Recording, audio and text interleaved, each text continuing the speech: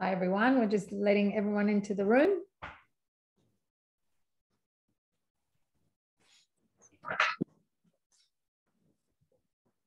Hope you are all well. Well, good morning, good evening, good afternoon. My name is Tanya Oziel and I'm the Chief Executive of the Trans-Tasman Business Circle, and absolutely delighted to have you all here today. I think we've got a global audience. We certainly have a global panel, so it's great to be able to bring you all together. Before I start, I would like to acknowledge the custodians of this land and pay our respects to the elders past, present and future, for they hold the hopes, memories and traditions and culture of Indigenous Australia, and of course to our Kiwi cousins, kia ora, mai mai. I would like to highlight our partners at Infosys for bringing us together for this first in their AfterNext series, The Future of Sustainability, What is AfterNext? We are absolutely delighted that Infosys has taken the lead in this conversation and bringing us all together today. So thank you so much for all of our partners from Infosys from around the world. Welcome, of course, to our panel, and we look very much forward to hearing from you shortly. It's going to be a great discussion. We've got Chris Foley, Head of Energy and Environment from the Kmart Group. We've got Glenn Hoetker, from the Director and from the Centre of Sustainability and Business, MBS Foundation Chair and Professor of Strategy. We have Lee Stewart, Head of Corporate Sustainability from Fonterra, who's joining us from Auckland. And of course, all the way from Paris, and thank you, Sally, Sally Eaves, Chair of Cyber Trust and Senior Policy Advisor for the Global Foundation of Cyber Studies and Research. So today is an interactive discussion. The Q&A feature will be live throughout the webinar. If you have any questions, place it in the Q&A box for our panel. We are on the record today and welcome any attending media guests. This webinar is being recorded, so we will start sharing this on our YouTube channel following the event, and you can of course follow the discussion and continue the discussion on our Twitter handle at Business Circle. I'm now really delighted to pass over to Andrew Groth, who is the Executive Vice President and Regional Head for Australia and New Zealand from our partner Infosys, to formally introduce our incredible guest panel. Thank you, everyone. Stay safe and enjoy the session. Thanks very much, Tanya. Great to be with you again and with the Trans-Tasman Business Circle. It's been a great relationship for many, many years, and you do such an amazing job connecting businesses and governments around our region and around our globe. I'd also like to acknowledge where I'm coming in from today and pay my respects to the traditional custodians where I am, the Camaragal people of the Eora Nation.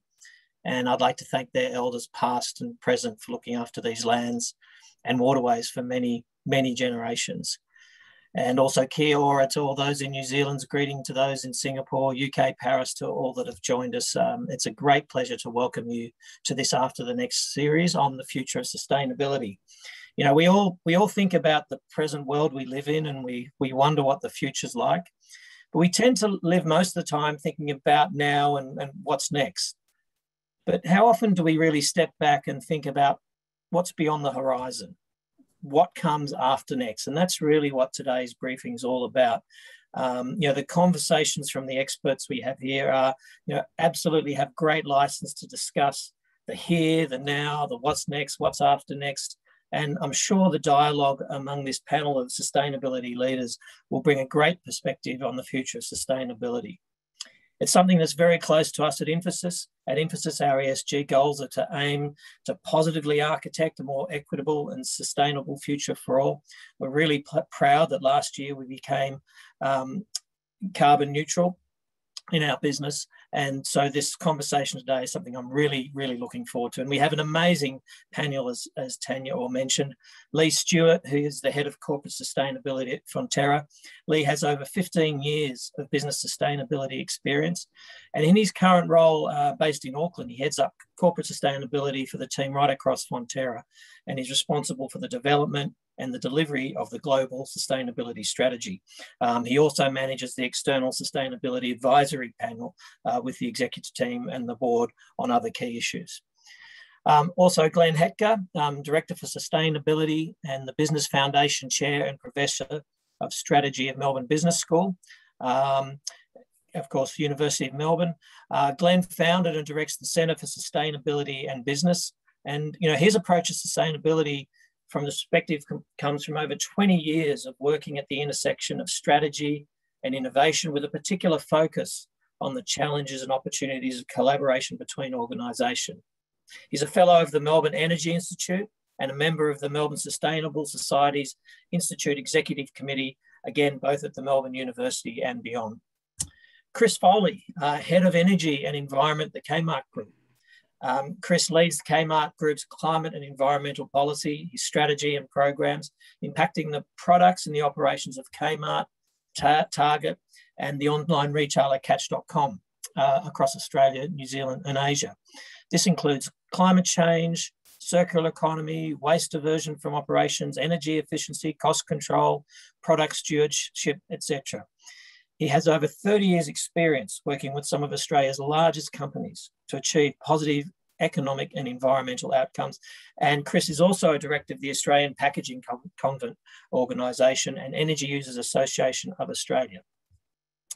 And then our moderator, Professor Sally Eaves, who's joined us at the very, very wee hours from Paris. Thank you for that. The chair of the Cyber Trust and senior policy advisor for the Global Foundation of Cyber Studies and Research.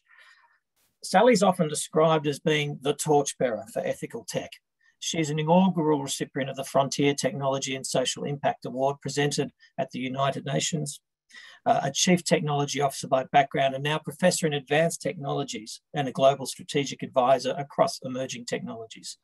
Sally is an award-winning international author, MC, keynote speaker and thought leader on digital transformation, alongside culture, skills, diversity, sustainability, and social impact. What an exciting panel.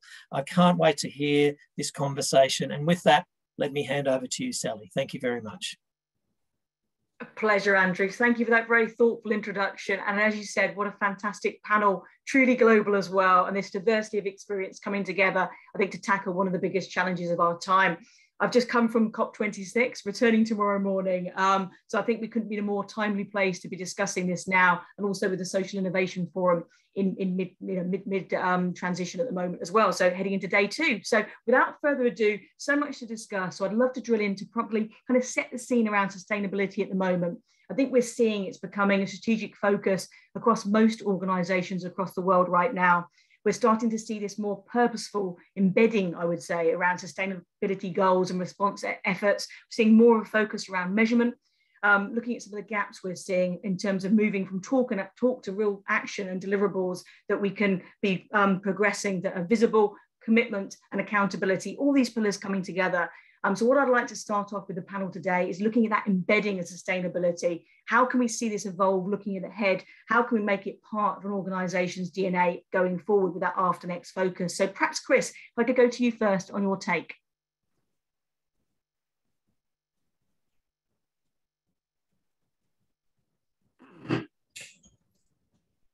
Whoops, you'd think we'd have that fixed by now. Apologies. As far as embedding, in the context of the question of what next, I mean, in our business, there's been a massive, as per a lot of other industries, massive movements around sustainability, continuing to gain momentum. Our business is a little bit unique. We're involved in product development, design. We have the ability to influence a whole lot of the value chain. We've done a whole lot of work around. We've taken 30% of our scope 2 emissions out of our store footprint DCs. We've taken 500 million single-use pieces of plastic out of our product range. That's all good stuff. But moving forward, we're really on the horizon. What next? In the climate space, there's probably 3 areas: climate, planet, and people. Net zero, I think, is going to be driven into embodied product. The emissions within those products right through the value chain, right through the supply chain. That's a big step forward from where we are today. From the planet point of view, I can see moving to regenerative business models. That really brings circular economy to life and takes it to the next level, and is a big stretch from where we are at the moment. And we'll rely on businesses working really differently within their supply chains. On the people front, I'd like to see organisations really including social inclusion and individuals' health and well-being in their DNA, as far as the what next. So yeah, big exciting times ahead, and it's all going to rely on data and building stronger relationships within and collaborative models within your supply chain. Fantastic, Chris. Thank you. I love that. And I think on the data one in particular, putting my CTO hat on for a minute, kind of moving from the data volume that we're seeing and the velocity and the veracity, et cetera, to how do we get that to data insights? So less reactive, more proactive from my take on that one. But great way to start us off. Thank you. And you mentioned there about business models as well. And maybe that's a good point now to bring in, Glenn, your take on this opening question. I think it's a great question. And I love Chris's observation that there's this shift between companies that have sustainability strategies, which at this point I think are most companies, and a sustainable strategy when it's actually built into what the company does. And where I think next comes for the most promising companies is really looking at that as opportunity. I think most companies are still playing catch up to some degree. We're looking at cost, we're looking at risk, all of which are really important. But there are revenue opportunities. I think there are a lot of false negatives there that look promising that we're going to find really are just cost of doing business or price of entry going forward. But there is this opportunity to use sustainability as a driver, and I think this very much fits with Chris's observation, as a driver for new types of leadership, developing strategy that goes beyond just the four walls of the firm and reaches out. And I think we're going to have to see, firms are going to have to do that. And I think the firms that do it well are really going to benefit, not just because they've responded to sustainability per se better, but they've done better at reacting to all of the things that come along with caring about sustainability in the business setting. Perfect. Thank you, Glenn. That's excellent. I think you're right. I've just been writing about tech for good as part of a new book that comes out next year. And I'm kind of talking about this area, this shared value, actually as a new driver for competitive advantage, the organizations that are doing this right, kind of this do well by doing good, and people making choices, whether it's consumers or ecosystem partners using that sphere of influence. And actually, if you're not doing these things, this is now an area of choice that people are walking away from. It's not just product or service, it's also purpose and values, what an organization is standing for. So great points there, Glenn. I love that. And Lee, I'd love to bring in your take now. Yeah, thanks, Ellie, and kia ora koutou, everyone from sunny Auckland. This is a subject that's very, very dear to my heart, and I've spent many years crystal gazing about what's behind an aspiration, a target, and a really good set of values and stuff, and see, a lot of things going on about net zero and everything else, but what is beneath all that, and how do you actually embed this across the organization so that maybe one day me and Chris, we might be redundant in large organizations, and it's just carried on. But really, what I break it down to when I look at organizations is three very interrelated buckets of work, and what I look at, and we're working on this right now. It is educate, integrate, and narrate, and they're all very much interrelated. But when you look at educate, we've really got to take a long-term view of the capability build of our people, okay? What we have today and where they need to be in the future, and there's a lot of investments that's needed around that. The values and culture are really important in this stream.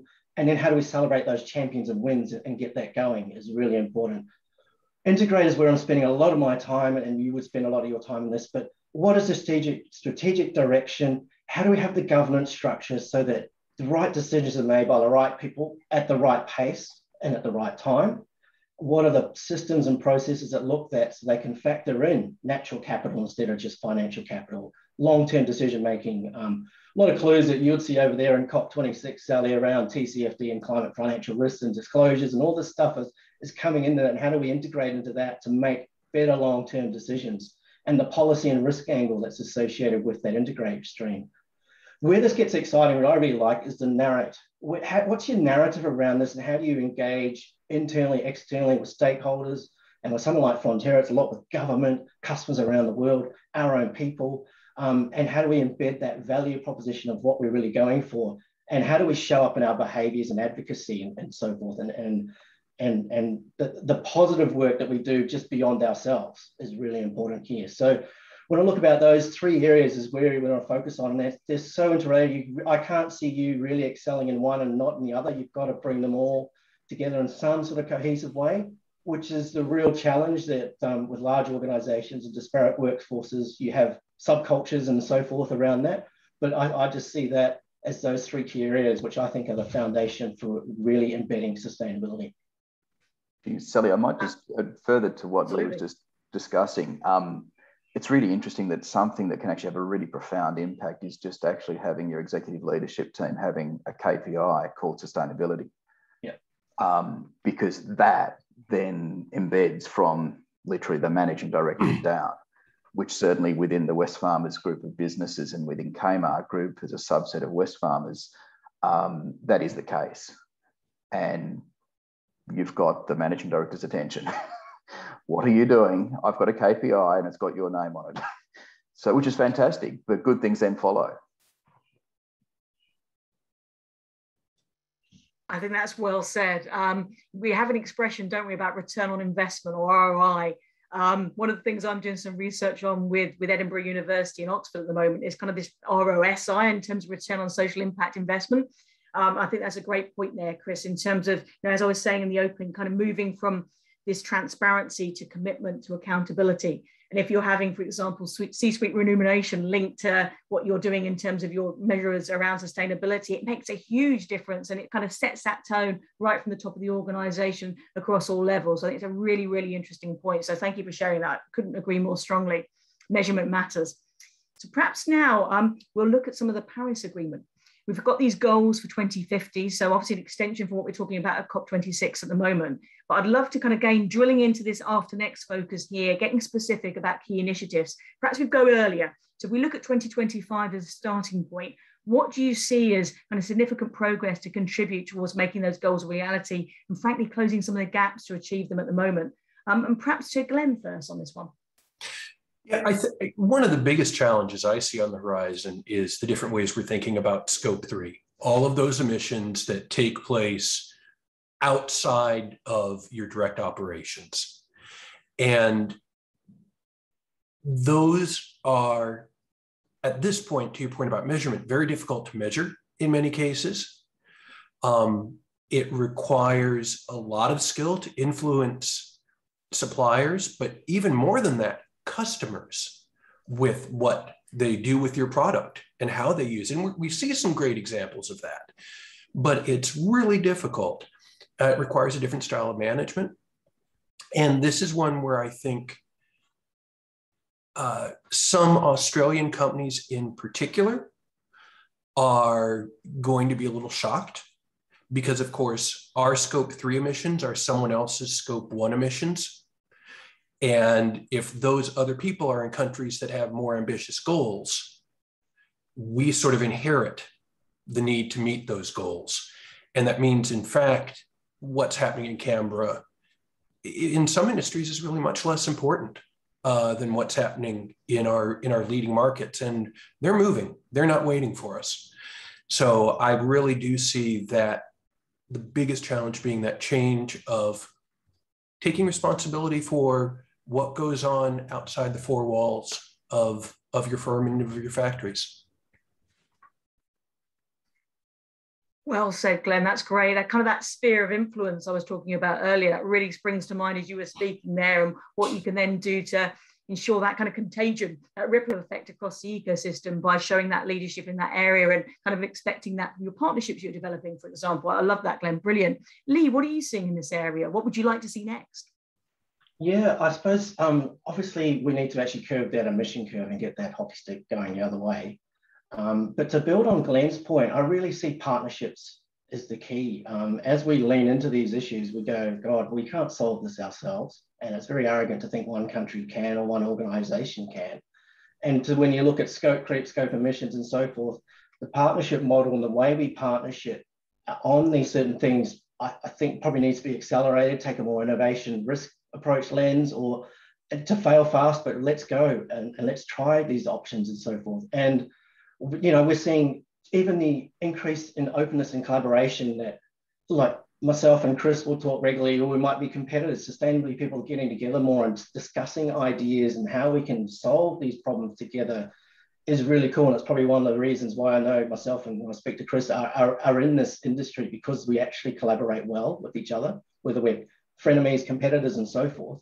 I think we really need to up the ante on that partnership model to solve what Glenn mentioned around scope 3, but some of these really big challenges, I think with the power of that collaboration can really help. That's superb. I think you're right. I think if we think about what's happened with the pandemic over the last 18 months or so, one of the positive things to emerge from that, if you will, is that co-creation, that collaboration. We've had things like the HPC consortium around high performance computing, 11 big tech companies, academia, civil society, independent researchers and governments, etc., all coming together with a common goal. I like to think that, my AfterNext kind of vision around that is let's do that around some of the other challenges of our time, like sustainability, for example. So I think that point you both made there about the power of partnership and, again, traditional organizations that might compete coming together around some of these things, absolutely imperative. I think that's great. And Chris, what would you like to see happening here? Yeah, look, there's a theme. Further to Lee's point, and I'll give you a couple of examples of how we're actually bringing collaboration to life. It is actually sitting down, and you could argue starting with data, because historically this scope 3 space, we've never had to collect that data. We've not done that. We're up for the challenge. But that's then within our supply chain. Who else has got it? What do we need? So we're having to have engagement with our suppliers around, in the first instance, the data to measure what have they got, what can we take from them, but then actually involving them in product development, product design, and then looking at their systems and processes. In reality, though, Kmart Group within Australia and New Zealand, we may be a large retailer, but globally, the factories that we source from, Ralph Lauren are sourcing from, Adidas are sourcing from. So relatively speaking, we're a small part of that mix within a factory. To help that game change occur, we're actually a part of the United Nations Fashion Industry Charter for Climate Action. That brings together, as Lee was saying, essentially 200, 300 global competitors, but we're all like-minded. We're all in total unison on this issue. And we've got 16 key principles that align these businesses together to actually work within the supply chain to facilitate things like removal of coal-fired boilers. One customer can't pull that off, but together, guess what? We all want the same thing. Excellent example. And one thing as well for the audience as well, another new example of that that's just come out of COP26 last week was around clean air as well. First alliance of its type, 10 companies coming together. Again, some of them quite traditionally competitive on an area that I would say is quite underexplored previously. So it's good to see, again, a focus on a new area around sustainability that's had less attention, and that collaboration, again, coming to the fore. So great to see that. And actually, what's interesting on that clean air comment, when I was in Shanghai, when we could travel back in late 2019, visiting a couple of factories that had actually decarbonised their coal. They'd shut down their coal boilers. Their pitch to their workforce was, this is clean air. And the before and after was profound. Their value proposition, what they saw out of that was clean air. What we saw out of that was carbon emissions. But the health of their workforce had gone through the roof. The welfare, the well-being, it was quite profound. Great example there, Chris. And I think with the air one as well, both making sure we focus on, traditionally the focus is outdoor air, isn't it? I think it's something like 90% of the world has unclean air at the moment, but equally around 90% of our time is now spent indoors as well. So making sure we look at areas of concern holistically as well, not just focusing on the one side of a problem, I think is key to challenging things going forward as well. So, and as you rightly said, has so much impact from productivity to even like churn rates in organizations these days as well. So that ripple effect that we spoke about earlier coming to the fore there as well. So perhaps at this point, we can talk about an area that's very close to heart, this around kind of conscious consumerism, but equally looking at this spectrum, kind of conscious capitalism to conscious consumerism as well. And really this drilling into what is a conscious organization today and going forward, and what impact that can have, you know, for shared value, for profitability, for that competitive advantage even that I spoke about earlier on as well. And perhaps Lee, I'd love to go to you first around that. I know we spoke before about some really interesting takes you had there about the changing expectations of the consumer. Yeah, and I suppose when you look at it's really moved quite quickly. The last 5 years, you would go out and have a sustainable product, and that'll be picked up by, you know, the leaders and so forth, and they'll be willing to pay a premium. And you could have a sort of niche market that you could work on then. But what we're seeing now is that it's almost just becoming normal. We want these, as the pressures come on supply chains, and we're part of that supply chain to reduce emissions, there's an expectation that you'll have the lowest emission or tell us how you're going to get there for us to meet our goals and so forth. So that sort of that flowing downhill type thing around scope emissions. But also just want to put out to the listeners, when you buy a product today, do you want modern slavery with that or not? You know, this is the expectation, you know, the expectation is on us for large consumer brands and large organizations to have that back end stuff sorted out. And there's expectation that it's given, it's done, right? And when you've got some problems, you're actually on a plan to actually decrease emissions or solve some of those big things. But I'm seeing an increased expectation that this is BAU. If you want to win these big contracts, work with these large customers or work with these consumers, this is just a standard practice. I think you're absolutely right. And again, I think that pandemic has had a bit of an effect there in terms of that kind of pause for thought, reflection, particularly around supply chain. You know, where are things coming from? You know, whether it's the, food, for example, is a very everyday example of that. But I think it has helped to accelerate that thinking differently and what really matters, what value really is. So great points there, Lee. And Glenn, I'd love to bring you in there as well for your thoughts on that, with maybe some of the research you're doing, maybe how we can even map this concept of conscious consumerism. Yeah, well, and Lee makes a great point in that there's sort of this competition. If you went back a couple of years, the portion of your consumers who valued the capability to deliver low carbon or being sure that you're clear of modern slavery, et cetera, was smaller. That has grown, and that's really encouraging. But at the same time, for capability to give you an advantage, it has to be rare. And increasingly, companies are stepping up, and so it's no longer rare, now it's price of admission. And so I think there's this very frustrating for managers, but very good for society, ratcheting up of expectations. And you just have to keep reaching the next level. And when I think of companies that we know have succeeded in doing this, a big part of it goes back to Lee's point about integration.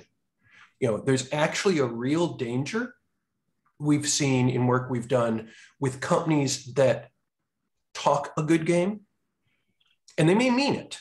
I'm not saying they're greenwashing, that have great vision, but don't follow it up with strong implementation, because now you've got this sort of split focus. We know we're supposed to make money.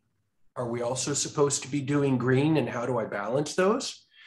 And the way companies demonstrate that to their employees, their suppliers, or other stakeholders is actually match rhetoric with action. And that provides evidence that they're serious, but also real clarity about how are we doing this. And the other piece I actually see companies fall short in is they've got great action, but they haven't put it in the context of their vision. They're doing the right things, but it's coming up from below, which is excellent. But it looks like individual little pieces to most employees until you lay out a vision of this is how we're going to try and change, and this is what we're trying to accomplish.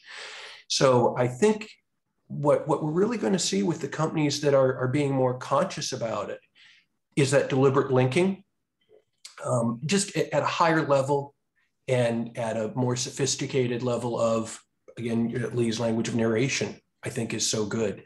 And some of the examples Chris has given of really driving that into suppliers, critical. And I think we're just going to keep seeing more of that. I think we need to. Absolutely, Glenn. I think great points there, definitely. And helping people make informed choices as well. One of the things that's coming up from a lot of things I'm seeing is like ESG is one example of that. Measurements not being standardized necessarily. and it being difficult for people to make choices between different organisations. We're seeing more now about, sustainability reports coming out, inaugural ones for the first time for many organisations, but actually kind of comparing them vis-a-vis one another can be quite difficult, whether it's for ecosystem partners or for consumers. So I think more work around that area is going to be a really important step forward as well. And Chris, as you mentioned, Glenn, there, great examples already around supply chain. I'd love to hear a little bit more from that, from your perspective as well, and what you're seeing around that consumer consciousness, but also from the supply chain relationship. That'd be fantastic. Is that a question to me, Sally? Yes, Chris, that'd be wonderful. Thank you. So, like, certainly it's, I'll just start with the consumer. To Lee's point, this is actually non-negotiable now, and to Glenn's point, like, it is just, the bar's been raised. It is non-negotiable. And by the way, we also want it at a price point. So our challenge as brand owners and product developers, designers and manufacturers is to actually be all things to all of the above. And at the same time, be conscious of our investors and the finance communities. We're obviously involved in a couple of green bonds and sustainability linked loans that also have all of the above embedded in them. So the role of sustainability is all encompassing these days, and it's not singularly focused. Coming back to the supply chain, that's where, from our point of view, we have the luxury of scale and some long-term relationships that really, the whole engagement, we're running briefings and training sessions with our supply chain in and around what sustainable packaging look like. You ask the question and all of a sudden, I'll give you a really, just a simple example. We'd been using PVC sleeves for underwear, but when you sell 300,000 or 400,000 packs and do that in multiple categories, that's a lot of PVC. Do one workshop with the supplier and all of a sudden they go, well, actually, we've got an alternative. It's made with recycled content. It's totally recyclable. And it's 40% less material and it's 40% cheaper. There's collaboration for you. And it was just a case of taking the supplier on the journey, and on every front, it's a win. But it all starts with trying to actually deliver product, improved environmental performance at the same price or better. But certainly coming back to the key question, which was around conscious consumerism and will customers pay and how they pay and all the rest of it, this is non-negotiable. And that's then our responsibility as brand owners, which in turn, this is actually really hard and complicated, where I think Glenn made a comment around retail brand owners, businesses that should actually narrate what they're doing much better. And I think we are a case in point. We've got a big opportunity. We've been doing a whole lot of work in this space. So we're really not communicating effectively. And some of that's to do with the sense of risk, that the minute you put yourself out there, you're going to, in an Australian context, you're a tall poppy, you'll get a whack. And better to not say anything than actually tell the world that you're doing this, which comes then into eco-labeling, the ability using data, to your point, Sally, around being able to verify claims. All of that has to also be in place. So it's a complicated world, but it's hugely exciting. Absolutely, Chris. I love the point you just made on there around kind of that, almost that confidence to report things as well, because there was some research that came out about consumer trust effectively about 3 or 4 weeks ago. And it was kind of saying that people know these are kind of complex, messy, difficult problems.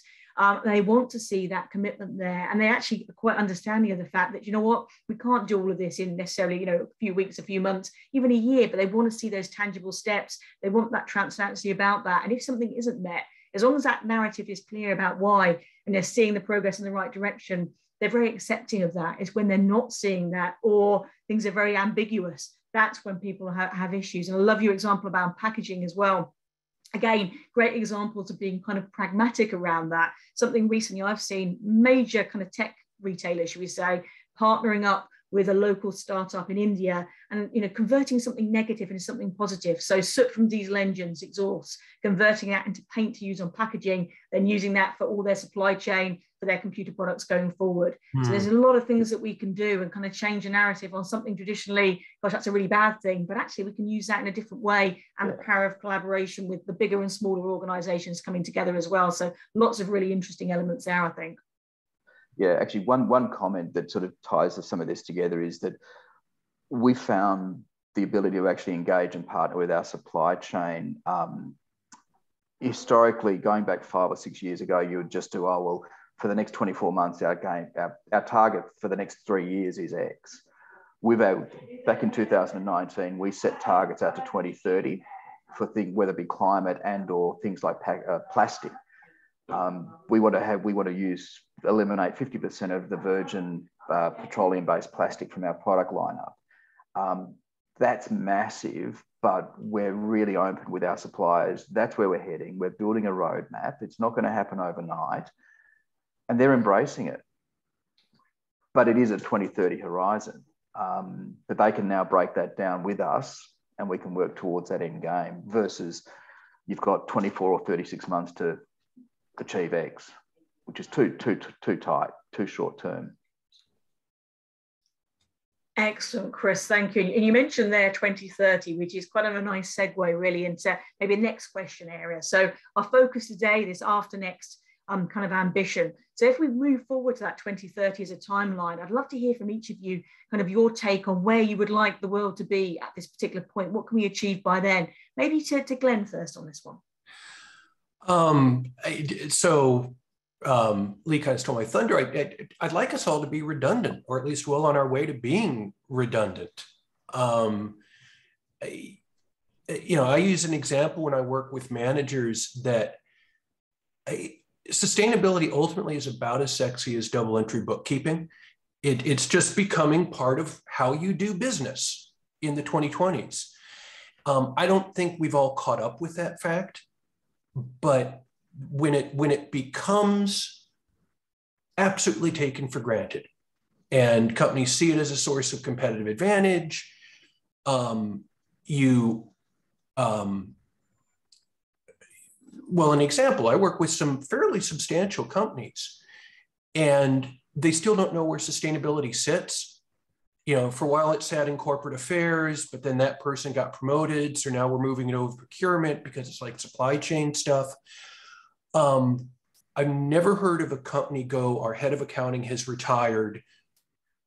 Jill's pretty good with numbers. Maybe she'd like to do it. We know where accounting sits in a company. It's critical. I'd like us to be at the point where sustainability is it truly as BAU in all regards, because I think that's when we're really just going to see things really take off. And so my hope is in some ways that we're much less visible by 2030. Not made redundant yet, but less visible. I like that, Glenn. Absolutely. That truly is that embeddedness I said at the opener, really, isn't it? If we do get to that level, we almost don't need to talk about it in the same way because it is just by design, so to speak. So love that. Great points. Lee, I'd love to hear from you. Yeah, thanks, Sally. Ideally, we're not having the same conversation to start with. Having worked for a decade through certain prime ministers in Australia, you feel a bit of Groundhog Day. And I suppose it's been emphasised by being in lockdown for 100 days here in Auckland. However, wouldn't it be great in 8 years from now that large companies releasing their annual report and you flick through to the natural capital page instead of the financial first, or it's all embedded and you know that this company is doing well because their human capital and natural capital is up there. Maybe it's on a value or a par with what we look at profit. And I think that's where we need to go very quickly. And it's not just all about the bottom line. There is more than one bottom line, and that's all capitals. Fantastically, love that. And Chris, I'd love to bring you in on this as well. And I know you've also done quite a lot around wellness and personal health as well. So that could maybe be an interesting segue here too. Yeah, like it sort of builds on what Glenn and Lee were just commenting on, that it is a case of things like regenerative business models are actually not seen as, oh, you're all green freaks. It's actually, that's a sustainable business model in its own right, to pardon the pun. And that we're living in a world where social inclusion is actually a given. That this is just, as Lee said, like it's just, you're rewriting the narrative. We're not sitting there going, oh, shit, we better add a sustainability section to the annual report. This is just embedded in. And then obviously that we're also seeing and potentially measuring the value, the productivity, the worth of a business and community in general based on health and the well-being of populations. That you could argue they're pretty basic things, but when they're actually just considered the norm and the expectation instead of the add-ons or the bolt-ons, that would be brilliant for 2030. There's an interesting, there's some interesting evidence that we're starting to see a little bit of that. We had Tanya Archibald, who's the CFO for Bluescope, at one of our events recently, and she shared that their ESG roadshow is actually going to be longer than their finance roadshow to investors this year. And I think that's really promising. And what was particularly exciting to me is the sense of excitement we got from her, and I think from Bluescope as a whole, that was a case. They found it empowering, not, oh, geez, we got to go take care of these, people who care about the planet and stuff. They actually saw that as support and evidence for some of the commitments they have made. And I think the more we see that, investors flipping to the natural capital page of a report first, to Lee's point, I think that's super exciting. And we're starting to see some of it. Not nearly as much as we need, but we are starting to see some of it. Absolutely, I couldn't agree more. And I've seen something similar at VMware very recently as well. Very similar take around that, I would say, as one example off the top of my head as well. So couldn't agree more. And at that point as well, I'm just going to bring in an audience question. Quite ironically, because what we're talking about events and travel at the opener here as well. So one attendee who's anonymous has said, The Economist writes this week that business travel will be halved post-COVID. What are your views on business travel, both domestically and internationally? Would anyone like to come in on that one specifically?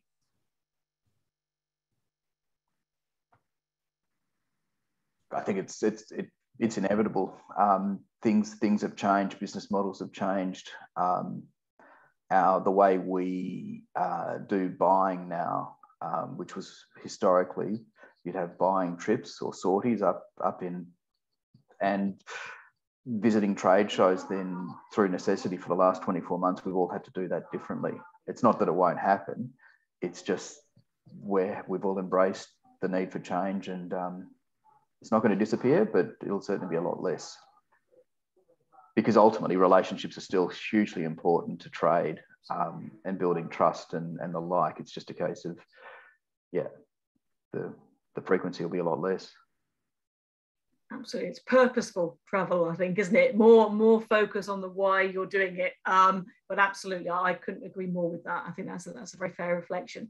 Does anybody else have a particular take on that? You picked exactly the word I was going to use. That hopefully we'll think about why are we traveling? What can we travel for? My prediction is we're probably going to overshoot for the next couple of years. And we're going to have managers who think, well, yeah, you can inspect a factory floor by video. Sure. You can build good relationships with new people by video.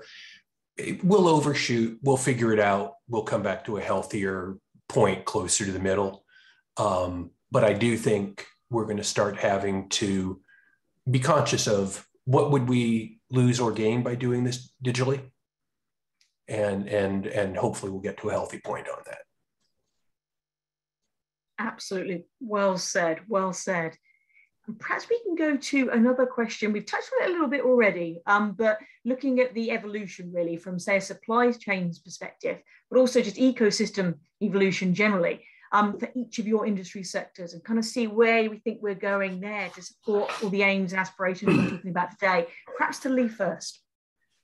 Yeah, growing, and the pace of change across this is really speeding up. When you talk about earlier concepts around scope 3 emissions and how we're part of someone else's scope 3 emissions in a large way, you know, we have an enviable position here in New Zealand to have one of the lowest carbon dairy pasture-based systems.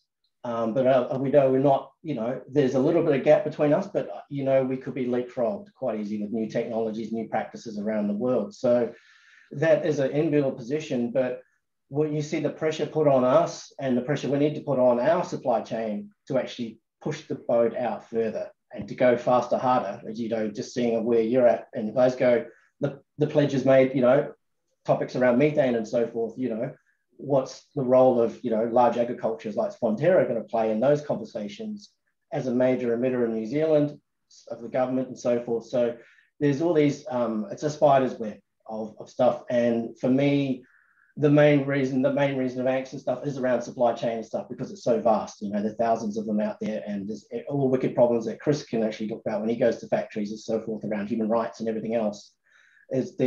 There's a lot going on, and there is a need for better collaboration, which I mentioned before around that, even with competitors on certain things to solve some of these big issues that I think we need to lean in more and probably invest a lot more as a whole across the industry around supply chain management and stuff. Definitely. One of the changes I've been seeing in the companies I've been working with, and would love to hear from Chris and Lee on this, is firms are going deeper into their supply chain. There was a period of time where you didn't want to get much deeper than your tier ones, because why waste your energy managing your tier 2, your tier 3, your tier N suppliers? And also in the case of some companies, unfortunately, they kind of didn't want to know what happened down there. There was plausible deniability, and that doesn't fly anymore. Companies understand they need to know who their tier 3s are, who's managing them, that they're not engaged in modern slavery. What are they emitting? And increasingly are getting more involved directly or indirectly with the management of those lower tier suppliers. I think if you look over the last 10 years, you've seen more of that in some sectors. And again, that's demanding in a new way. Not every industry, but I think a lot of industries have had to deal with that. Excellent. Thank you, Glenn. That's brilliant. I'm going to go to another audience question now.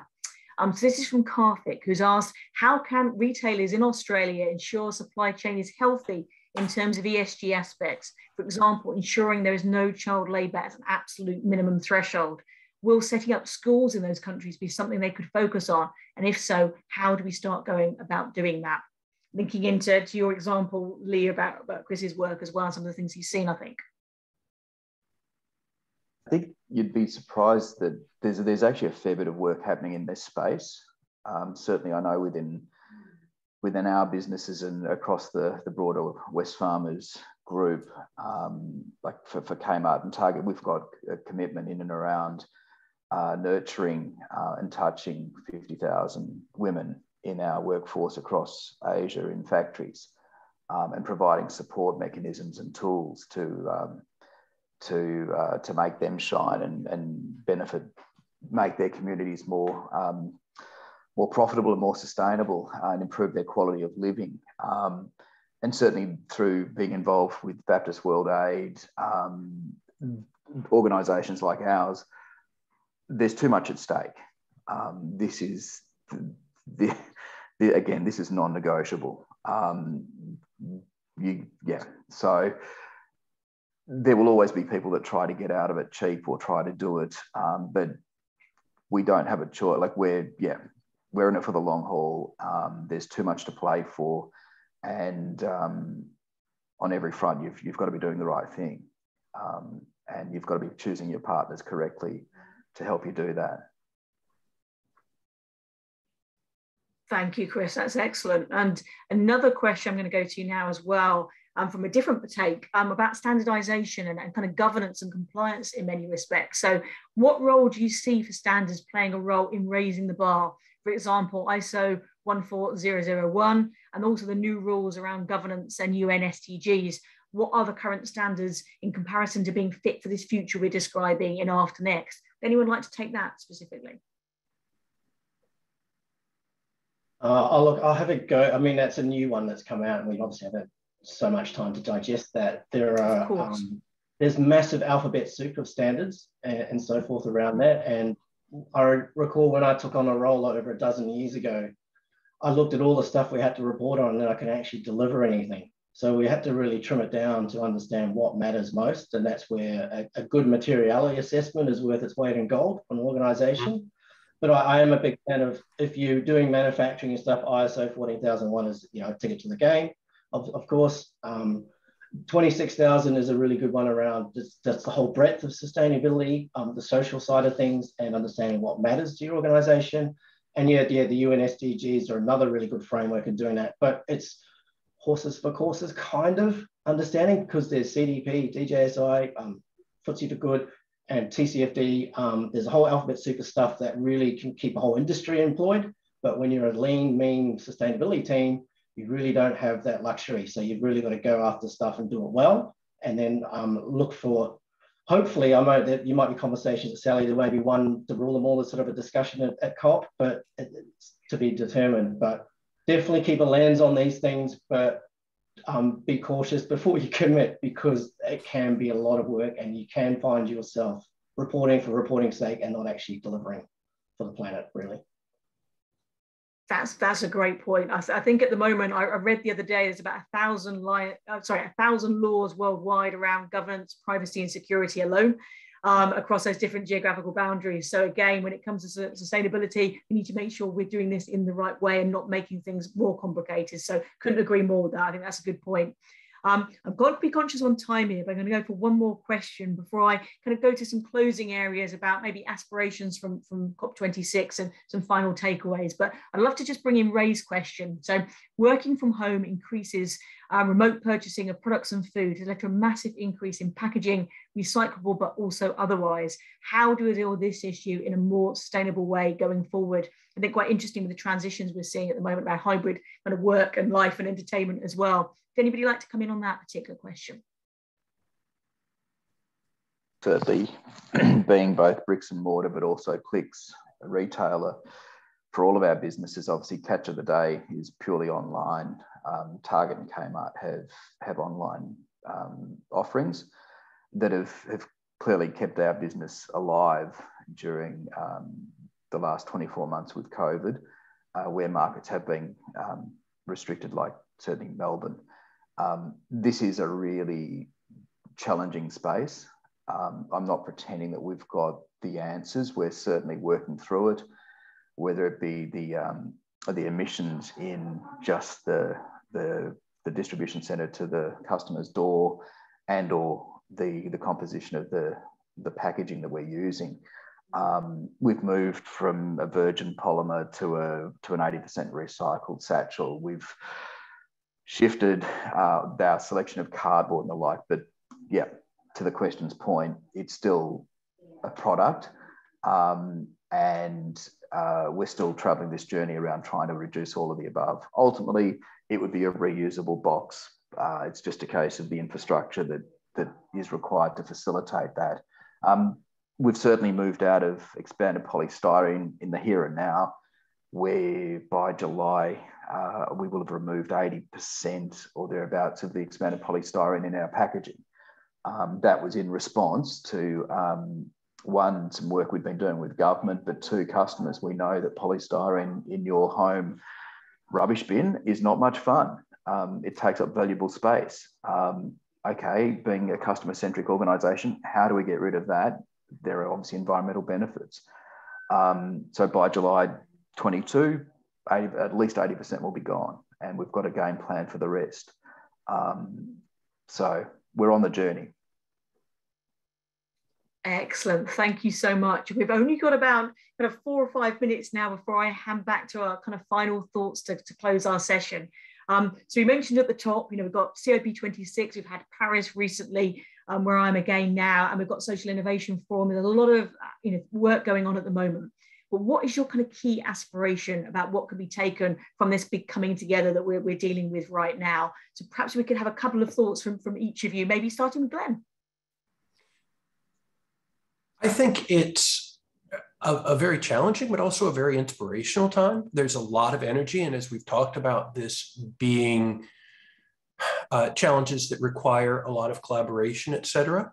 I think ideally, we take the energy, the relationships that are being formed, and the attention that this has gotten, and we really use it to drive the collaborative aspects forward. The worry, and I think what we're sort of responsible for being sure doesn't happen, is all of these things pass and we go back and COVID ends, and so we go back to the old world to some degree. I think that would be a really horrible lost opportunity.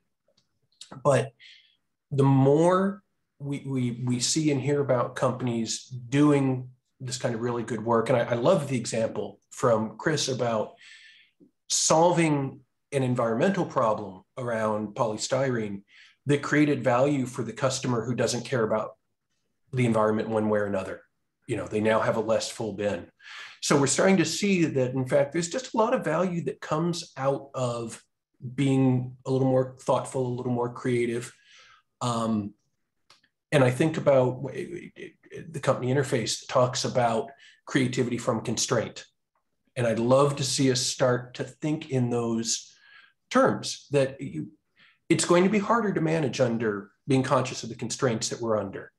That's good. That's what should bring our best energies out. That's what should bring the best managers out and make the companies that can manage that really fly.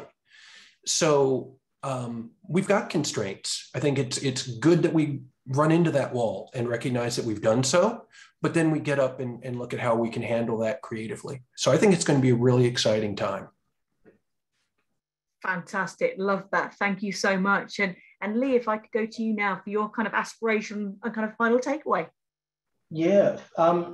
First of all, I'm very cautious of cops, and many dreams have been broken on previous ones, but I am going to say I think this time it's really different.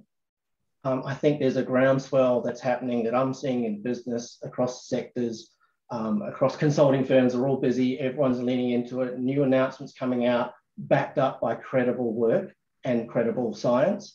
So if you're not really fully invested in this, I think your opportunity for windows to actually create a decision and determine your path is actually closing before it be actually dictated to you. And that could be government legislation, losing a large customer, or your staff just saying, hey, guess what? It's not for me. I'm not in, right?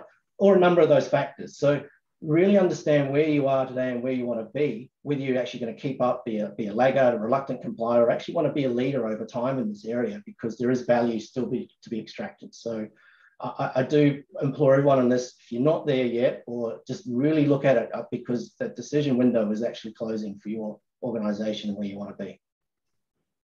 Superb. Thank you so much. And Chris, over to you. Thank you. I'll be really quick. I think one observation I've got is that it's becoming clear that through COP26 that climate is probably moving to become beyond politics, that the politicians will get caught up and can't say this and can't say that. But informed business leaders are actually saying, you know what, we're going to back ourselves, because this actually, it's the right thing to do, and it's just got to be done. Well said, absolutely. And at that point, I think this is a conversation we could easily continue for another hour, but for the sake of time, I'm going to have to pass it back now and bring this to a close. But thank you. It's been a great discussion. So many kind of learning points here, things to think ahead for, to really actualize the opportunity here to embed sustainability by design and really achieve what we'd like to do around this AfterNext vision. And at this point, I'd like to take it back to Semra Barachu, VP, Head of Engineering Services at APAC Infosys, to close our session today. Thank you, Semra. Awesome. Thank you very much, Sally, Glenn, Chris, and Lee, for very insightful discussion. Based on all the inputs that we have heard so far, the road to sustainability is not straightforward, and we are learning as we go along. A couple of points that I have noted. Chris talked about product development and influencing the supply chain, especially relying on data, which is something that all companies need to talk about. Glenn talked about sustainability built into the business itself, and he specifically stressed on action, evidence, and vision that needs to come together. Otherwise, it falls into various pieces. Lee talked about educate, integrate, and narrate in terms of educating the community as well as the workforce, integrating it both in terms of systems, but the policies, externally, internally, and how do we narrate it both internally within the organization as well as externally. And there were a couple of themes that were coming out common, and first and foremost, it's around collaboration and partnership, including collaborating with your typical competitors to be able to achieve, the sustainable and ESG outcomes that we're driving. The conscious consumer and driving us towards really, it's non-negotiable with our customers now, and something we need to really embrace if we want to remain competitive. And another thing, sustainability needs to be a redundant thought. Early on, Andrew Groth had mentioned that Infosys has already been certified as carbon neutral. The way we approached that within Infosys was through 4 lenses.